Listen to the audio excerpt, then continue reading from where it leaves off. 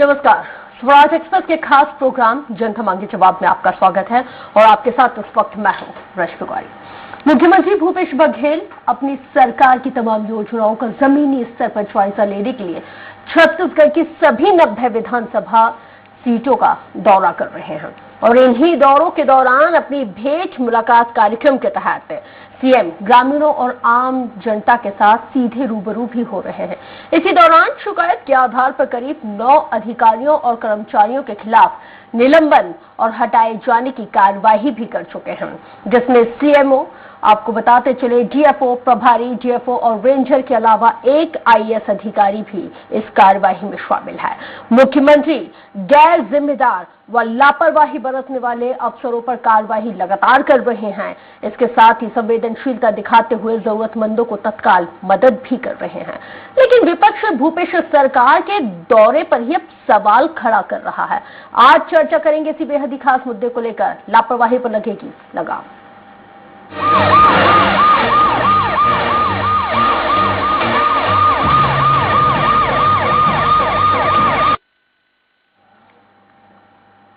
ये पहली दफा नहीं हुआ है कि प्रदेश में मुख्यमंत्री भूपेश बघेल आम जनता की तकलीफ जानने के लिए उनके बीच पहुंचे होंगे। इससे पहले भी सीएम भूपेश बघेल को आम जनता के बीच जाकर लोगों की समस्याओं को सुनते देखा जा चुका है।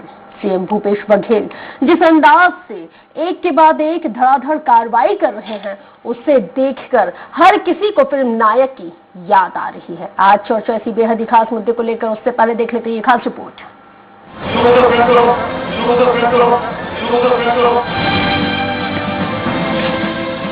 छत्तीसगढ़ के सीएम भूपेश बघेल इन दिनों एक्शन मूड में हैं। भूपेश बघेल फिलहाल आम जनता की समस्याओं को किसी भी कीमत पर हल्के में लेने के मूड में नजर नहीं आ रही है। एक के बाद एक कार्रवाई छत्तीसगढ़ की आवाम को अनिल कपूर की नायक पिक्चर की याद दिला रही है, क्योंकि इन दिनों सीएम भूपेश बघेल फैसला ऑन द स्पॉट कर रही है।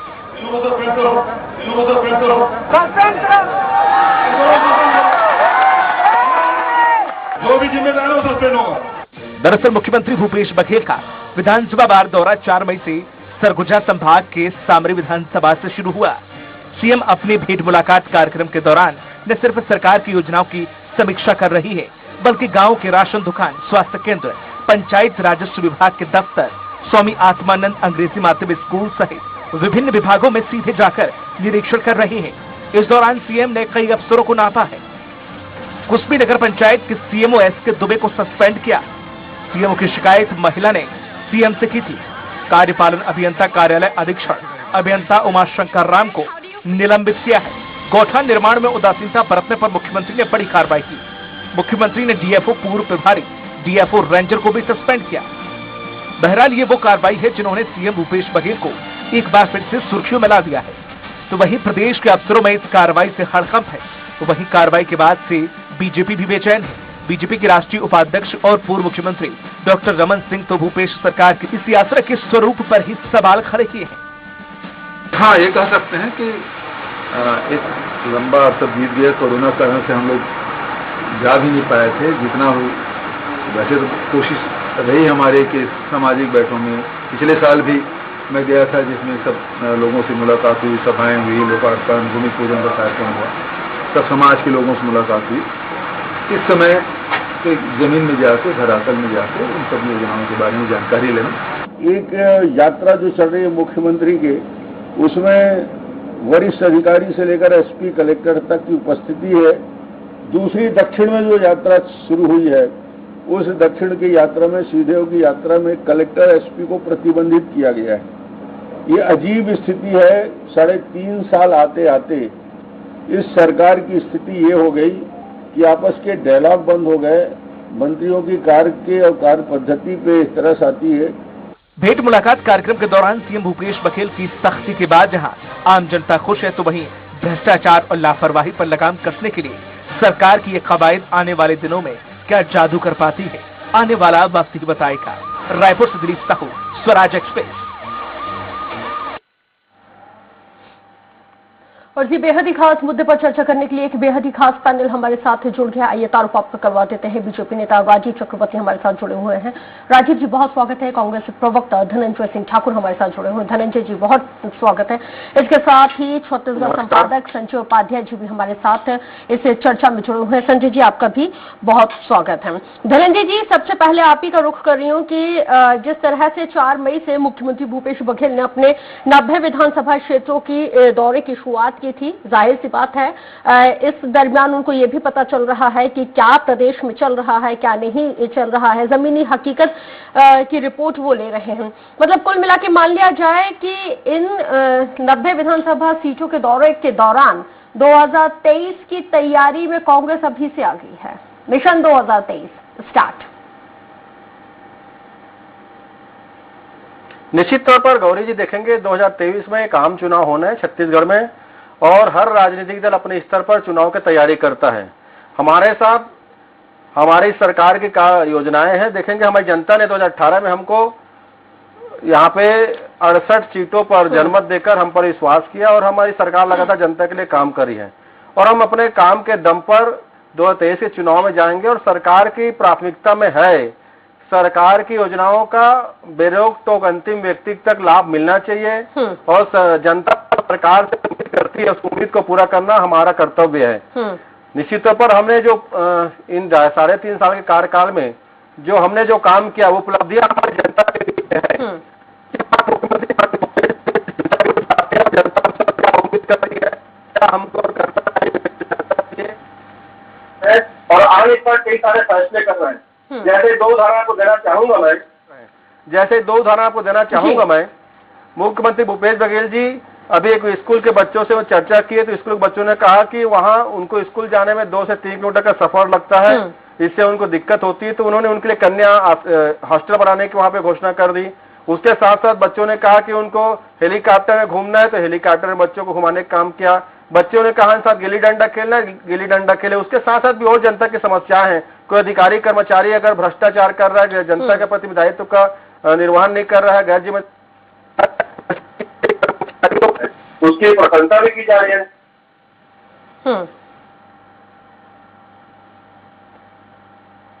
धनंजय जी आवाज मिल रही है आपको मेरी?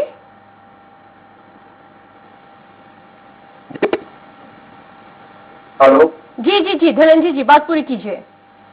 देखो उसकी प्रशंसा भी की जा रही है। तो निश्चित तौर पर जो 2023 के चुनाव है उसमें कांग्रेस पार्टी पूरी तरह से तैयार खड़ी हुई है, जनता भी कांग्रेस पास खड़ी हुई है।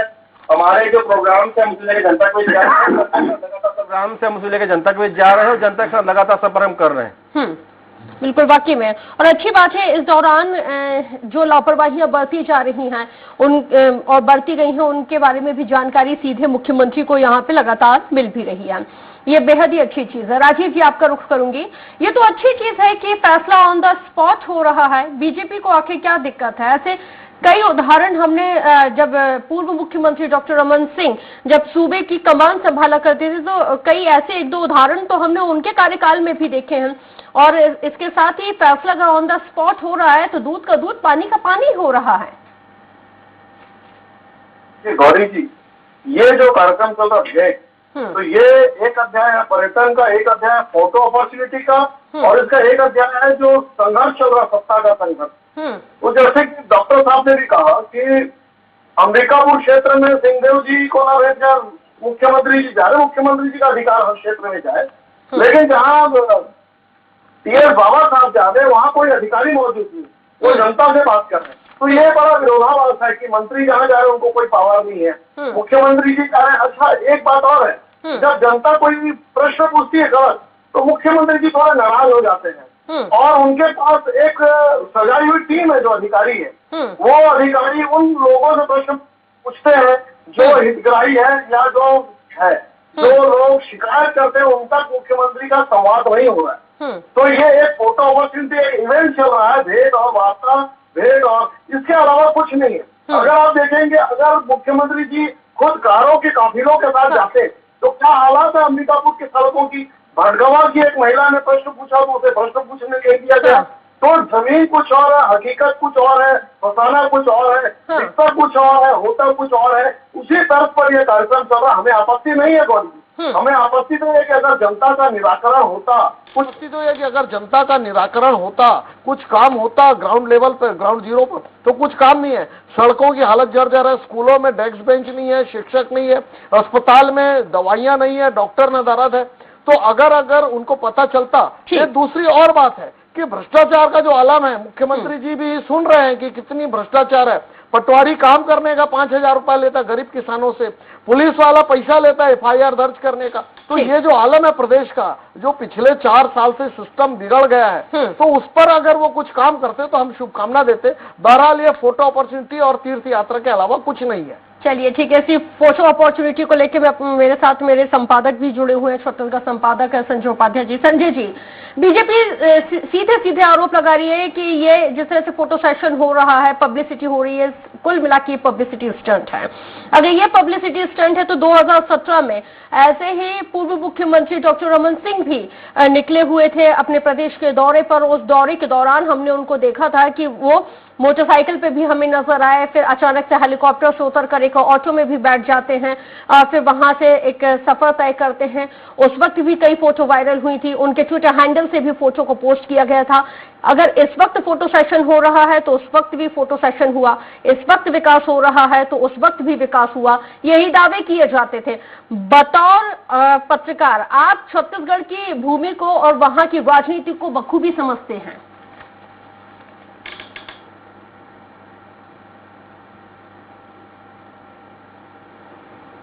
जी बिल्कुल, देखिए हमने बहुत से मुख्यमंत्रियों के दौरे देखे हैं, बल्कि हम उस दौरे में शामिल रहे हैं। हमने लंबी यात्राएं भी की हैं, बहुत सारी सभाएं भी हमने वहां पर अटेंड की हैं। तो ये एक सामान्य प्रक्रिया है गौरी जी, जैसा कि मुख्यमंत्री निकलते हैं और ये जानने की कोशिश। देखिए हमने हमेशा देखा है कि हर साल मुख्यमंत्री निकला करते थे डॉक्टर साहब, और देखा करते थे।